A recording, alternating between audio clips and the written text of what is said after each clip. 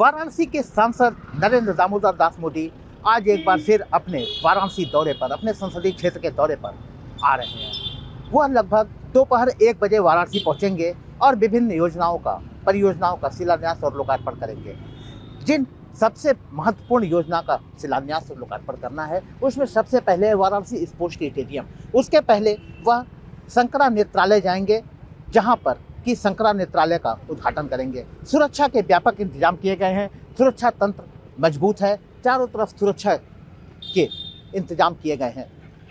हमारे साथ कुछ लोग हैं, आइए उनसे जानते हैं कि प्रधानमंत्री के आगमन को लेकर उनकी क्या तैयारी है और कितनी उत्सुकता है। जी, राजेश त्रिवेदी। राजेश जी, अगर बात की जाए प्रधानमंत्री के वाराणसी दौरे की, तो किस तरह की तैयारियां हैं आपकी और क्या उनके कार्यक्रम हैं? यह कार्यक्रम निश्चित तौर पर मैं कह सकता हूं कि कार्यकर्ता और प्रशासन दोनों को कहीं ना कहीं समावेश करके, चूँकि कई परियोजनाएं ऐसी हैं जो सरकार की परियोजनाएं हैं, तो उन दोनों को समाहित करते हुए आज जो भी शिलान्यास या लोकार्पण हो रहे हैं वो कार्यक्रम है। कुल 23 परियोजनाएं हैं। उसमें से जो सबसे बड़ी परियोजना है जो काशी को वो दे रहे हैं, वो काशी के उन्नयन में एक मील का पत्थर और जोड़ रहे हैं कि यहाँ पर अंतर्राष्ट्रीय हवाई अड्डा फेज़ नंबर 2, हमारा संपूर्ण स्टेडियम और शंकर नेत्रालय, कहीं ना कहीं अगर वो एक तरफ स्वास्थ्य का ध्यान दे रहे हैं तो एक तरफ इंफ्रा पर भी वो ध्यान दे रहे हैं और कहीं ना कहीं खिलाड़ियों के उन्नयन और उनके विकास के बारे में भी सोच रहे हैं। तो निश्चित तौर पर मैं कह सकता हूं कि उनकी जो भी विकास की योजनाएं हैं उसको समाहित करते हुए आज 23 योजनाएं काशी से मतलब धरातल पर उतरेंगी और पूरी दुनिया को एक संदेश देंगी कि काशी किसी भी स्थिति में अंतर्राष्ट्रीय पटल पर किसी अन्य देश से पीछे नहीं है, किसी अन्य शहर से पीछे नहीं है। इसको देखने की भी कोशिश करें, क्योंकि मेरा मानना है कि 2014 के बाद से 2024 के बीच में मोदी जी ने काशी को बहुत कुछ दिया है।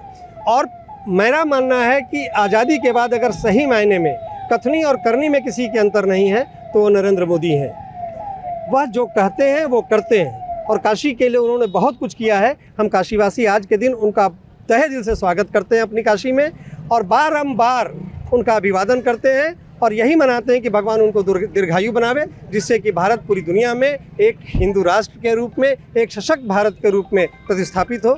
यही मेरी आज के दिन शुभकामनाएं है। मेरे साथ और भी लोग हैं, उनसे जानते हैं कि उनकी क्या तैयारी है प्रधानमंत्री को लेकर। कि क्या नाम है? मैं दिनेश कालरा। आज ये हम लोग के लिए बहुत हर्ष और गौरव की बात है कि काशी में आज प्रधानमंत्री फिर आ रहे हैं, जो यहाँ के सांसद भी हैं, जिन्होंने वाराणसी के विकास के लिए बहुत कुछ किया है, जो किसी से छुपा नहीं है।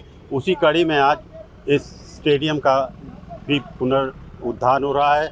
हम छोटे से बच्चे थे, हमें लगता है 16-17 साल के, तब से यहाँ खेलने आ रहे हैं, लेकिन एक सपना ही रहता रहा, एक कसक रहती थी कि क्या कभी यहाँ कोई सुधार होगा, और जवाब यही मिलता था पूर्व की सरकारों में कि यहाँ कुछ भी नहीं हो सकता है। 2014 में जब प्रधानमंत्री जी बने तब एक आशा की किरण जगाई और आज ये जो स्टेडियम 600 करोड़ की लागत से बन रहा है, इससे यहाँ के बच्चों को अंतर्राष्ट्रीय खेलों में जाने का मौका मिलेगा।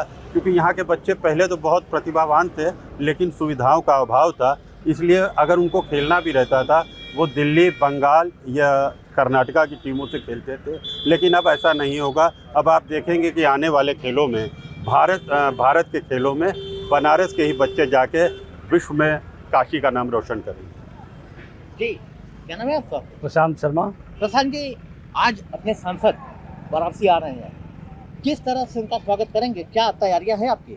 पुरजोर तैयारी है। तैयारी आपको दिख रही है, पूरा शहर का माहौल मोदीमय है। सारे लोग उत्साह से अपने प्रधानमंत्री, अपने सांसद को स्वागत करने के लिए तैयार हैं।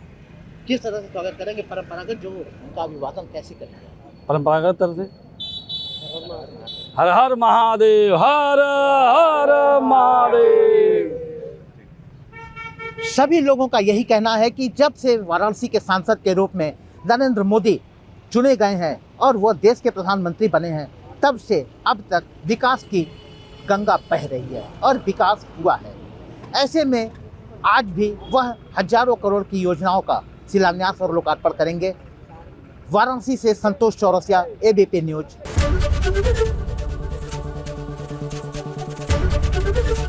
एबीपी गंगा, खबर आपकी, जुबान आपकी।